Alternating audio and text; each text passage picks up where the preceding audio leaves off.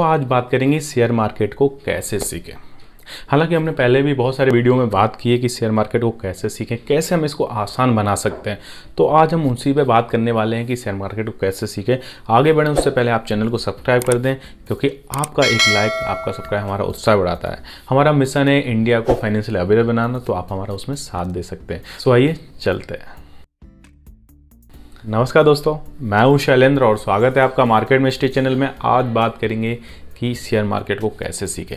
हालांकि मैंने आप जो स्क्रीन पे वीडियो देख रहे हैं, मैंने पहले भी शेयर मार्केट के बारे में बताया था, बेसिक क्या होता है शेयर मार्केट, कैसे सौदे लेते हैं, कैसे बेचते हैं और किस तरीके से काम करता है शेयर मार्केट, बेसिक मैंने उसमें बताया था। लेकिन आज मैं जो आपको बताने वाला हूँ, इसमें मैंने कुछ 8 पॉइंट रखे हैं, जिससे आपको ये बताने की कोशिश कर रहा हूँ कि आप अगर बिगनर हैं, नए मार्केट में आए, तो आपको किन किन चीज़ों को ध्यान रखना चाहिए मार्केट में एंटर कर रहे हैं, तो जिससे आपको इस मार्केट से बाहर ना होना पड़े और इसमें लॉन्ग लाइफ तक आप टिके रहें। तो सबसे पहले बात करेंगे कि शेयर मार्केट को कैसे सीखें। तो शेयर मार्केट सीखने का बहुत ही आसान तरीका है। शेयर मार्केट सीखने का तरीका जैसे कि अब आप टेलीविजन पे न्यूज़ वगैरह देख के कर सकते हैं, न्यूज़पेपर पढ़ सकते हैं, आप गूगल से सर्च कर सकते हैं, यूट्यूब देख सकते हैं। तो बहुत सारे ऐसे प्लेटफॉर्म में जान सकते हैं, लेकिन आपको जानकारी होगी कि देखना क्या है, पढ़ना क्या है, क्या हमारे लिए काम का है, क्या हमारे काम का नहीं है, क्योंकि हम सारी चीज़ें नहीं पढ़ सकते।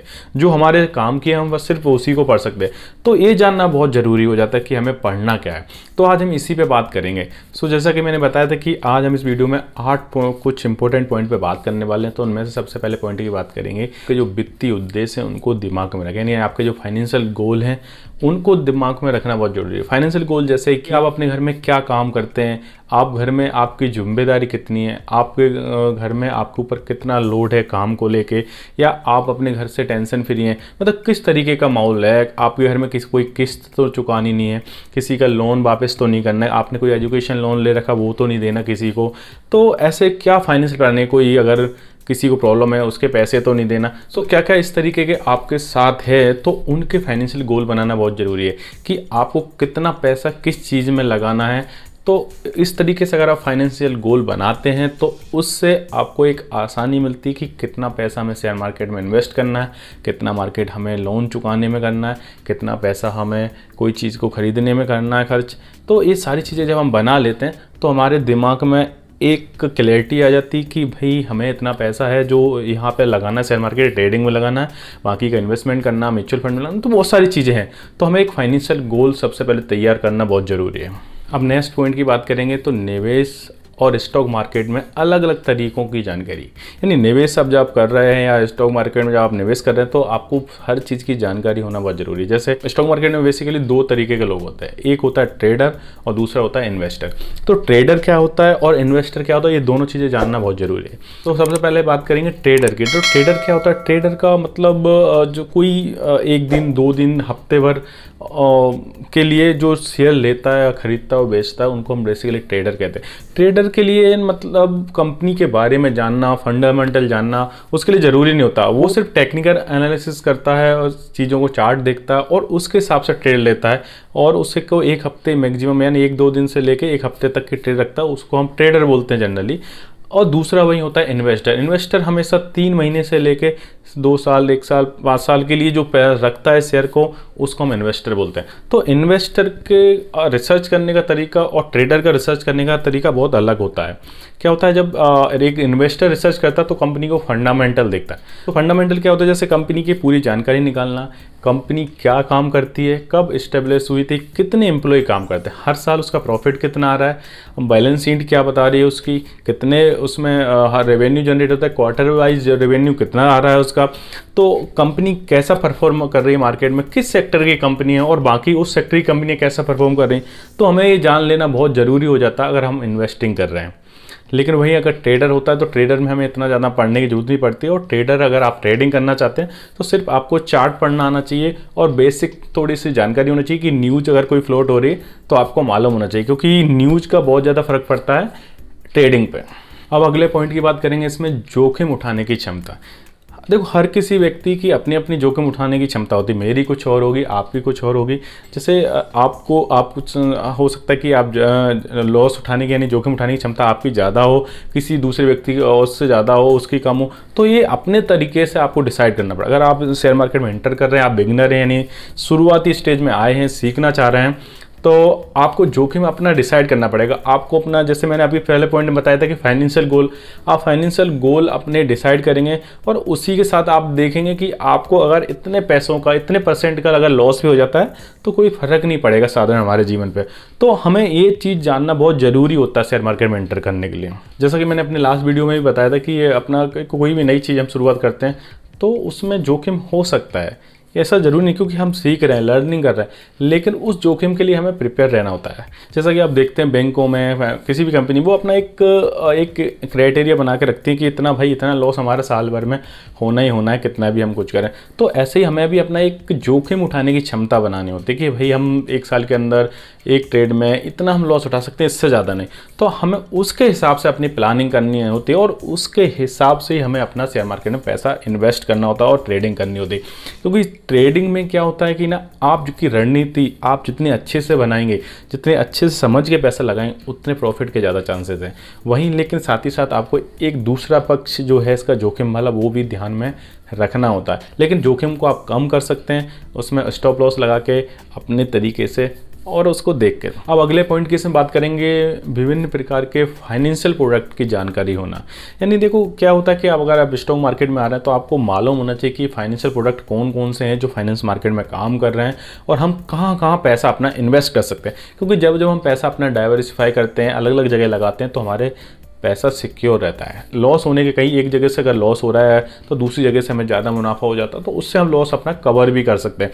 तो सबसे पहले जैसे बेसिकली आपने सुना होगा फाइनेंस मार्केट म्यूचुअल फंड्स होते हैं, इसमें इक्विटी फंड होते हैं, डेट फंड होते हैं, आपके पोस्ट ऑफिस के फंड होते हैं और बहुत सारे इस तरीके के फंड होते हैं जिसमें आप निवेश कर सकते हैं। क्योंकि वहाँ आप, जैसे आपने मान लो आप 100 रुपये, एक एग्जांपल ले लें, 100 रुपये आप इन्वेस्ट करना चाहते हैं, तो आपने उसमें परसेंटेज वाइज डिवाइड कर लिया कि भैया 30% मैं अपने म्यूचुअल फंड या सिक्योर फंड में लगाऊंगा और बाकी 30% अपना शेयर मार्केट में लगाऊंगा। बाकी का आपके पास बचता है 40%, तो 20% आपका कोई लोन की EMI वगैरह चुकने में जाएगा, बाकी का 20% आपका घर के खर्च के लिए हो जाता है। तो आपने इस तरीके से अपना एक कैटेगराइज कर लिया है, तो आपको एक क्लियरिटी है दिमाग में कि मुझे इतने से करना और आपके गोल डिसाइडेड है, तो उस तरीके से आप काम करेंगे तो आपको एक विजन भी क्लियर होगा आपका और आप करना क्या चाहते हैं आगे वो भी समझ में आएगा। सो फाइनेंशियल मार्केट में यानी शेयर मार्केट में आने के लिए आपको इन प्रोडक्ट की भी जानकारी होना जरूरी है। जैसे कि आप वीडियो देख रहे हैं म्यूचुअल फंड का, मैंने लास्ट टाइम बनाया था, आप चाहो तो इसे इस वीडियो के बाद भी देख सकते हैं, इसकी लिंक मैं नीचे डिस्क्रिप्शन में भी दे दूंगा। और ऐसे मैंने बहुत सारे वीडियो भी बनाए पहले भी कि इक्विटी फंड को लेकर, डेट फंड को लेकर, तो ये भी जान लेना बहुत जरूरी है क्योंकि ये सिक्योर फंड है। यहाँ आपका पैसा एक सिक्योर तरीके से आता रहता है, एक नियमित एक रेट ऑफ इंटरेस्ट के हिसाब से, एक कंपाउंडिंग लग के, तो जिससे आपको एक बैक सपोर्ट मिलता रहता है। अब नेक्स्ट पॉइंट की बात करेंगे, एडवाइजरी की सलाह लेना। ये एडवाइजरी क्या होता है? जनरली आपने सुना होगा कि एडवाइजरी फर्म होती है, ब्रोकर फर्म होती है जो एडवाइस करती हैं आपको शेयर खरीदने के लिए, शेयर रिकमेंड करती हैं आपको और उस पर वो अपना कमीशन चार्ज करते हैं। हो सकता है आपके पास कभी कॉल भी आया हो उनका, क्योंकि वो लोग कॉल करते रहते हैं रैंडमली ऐसे किसी का डेटा निकाल के कि आप यहाँ शेयर खरीद लो वहाँ। तो यहाँ से आपको देखो दो प्रॉब्लम है। हालांकि देखो अगर आप शेयर मार्केट में खुद से आ रहे हैं, खुद सीखना चाहते हैं, तो आप इसको अवॉइड करेंगे तो ज़्यादा अच्छा है। क्योंकि यहाँ पे एडवाइजरी में जनरली क्या होता है, आपको वो कॉल देंगे, कैपिटल आपका है, वो कॉल डेली दे रहे हैं, उनका सक्सेस रेशो आपको नहीं मालूम है कितना है। कई बार वो लोग ऐसे कॉल देते हैं जो बहुत पुरानी होती है, उनको मालूम नहीं होता, नए लोग होते हैं, तो उससे क्या आपका कैपिटल का लॉस होने के बड़े चांसेस रहते हैं। तो एडवाइजरी में अगर आप खुद से सीखना चाहते हैं तो मैं ये कहूँगा ये एडवाइजरी को तो अवॉइड ही करें। अगर खुद से नहीं समझ आता है आपको, या आप इसमें सीखना नहीं चाहते, आपके पास समय नहीं है, फिर भी आप आना चाहते हैं, तो कोई ऐसी एडवाइजरी देखें जिसके आपका सक्सेस रेशो अच्छा हो और उसको समझ लें। नहीं तो अगर आप थोड़ा सा भी समय निकाल के कर सकते हैं तो मैं यही कहूँगा कि आप खुद से रिसर्च करें। और आई होप से आप ये वीडियो देख रहे हैं तो आप खुद सीखना चाहते होंगे, तभी आप ये वीडियो देख रहे हैं। नेक्स्ट पॉइंट की बात करेंगे, इसमें स्टॉक मार्केट की किताब है। तो स्टॉक मार्केट की बहुत सारी किताबें लिखी जा चुकी हैं। स्टॉक मार्केट ऊपर इतनी सारी किताबें, अगर आप पढ़ने का शौक़ रखते हैं तो बहुत सारी किताबें अवेलेबल मिल जाती हैं आपको। अमेजोन पे मिल जाती हैं, बहुत सारी ऑनलाइन साइटों पे भी और मार्केट में भी मिल जाती है, जहाँ अगर आप सीखना चाहते हैं। जैसा कि आप ये वीडियो देख रहे हैं, मैंने अभी लास्ट ही बनाया है, इसमें मैंने कुछ किताबों के भी नाम बताए और किस तरीके से हम अपने लर्निंग से अर्निंग कर सकते हैं। तो ये सारी चीज़ें मैंने बताई। तो किताबें बहुत इंपॉर्टेंट, अगर आप पढ़ने का शौक़ रखते हैं, रोज़ 1 घंटे 2 घंटे निकाल सकते हैं पढ़ने के लिए, तो मैं समझता हूँ कि आप बहुत अच्छे से सीख सकते हैं। आप नेक्स्ट पॉइंट की बात करेंगे, इसमें स्टॉक मार्केट की एप्लीकेशन। सो आप देखेंगे, ऑनलाइन जाएंगे, गूगल पे जाएंगे या प्ले स्टोर में जाकर देखेंगे तो स्टॉक मार्केट के ऊपर आज के समय में बहुत सारी एप्लीकेशन बन गई हैं और वो कुछ ना कुछ वीडियो के जरिए, कुछ कंटेंट के जरिए, कुछ लेख के जरिए बताते रहते हैं, समझाते रहते हैं। तो आप चाहो तो फ्री में बहुत सारी एप्लीकेशन है, उन्हें डाउनलोड कर सकते हैं और बेसिक वहाँ से भी सीख सकते हैं, अगर आपका समय है पढ़ने का। अगर आपको समय नहीं मिलता तो आप हमारे वीडियो देख ही सकते हैं सारे। तो हमारे वीडियो के साथ साथ आपको सारी जानकारी मिलेगी, समय समय पर आपको अपडेट मिलता रहेगा शेयर मार्केट के लिए। और आगे चल के हम फ्यूचर ऑप्शन और फिर बहुत सारी चीज़ शुरू करने वाले हैं, तो उसका भी लाभ आपको मिलेगा। अब लास्ट पॉइंट की इसमें बात करेंगे, शेयर मार्केट को सीखने का कोर्स।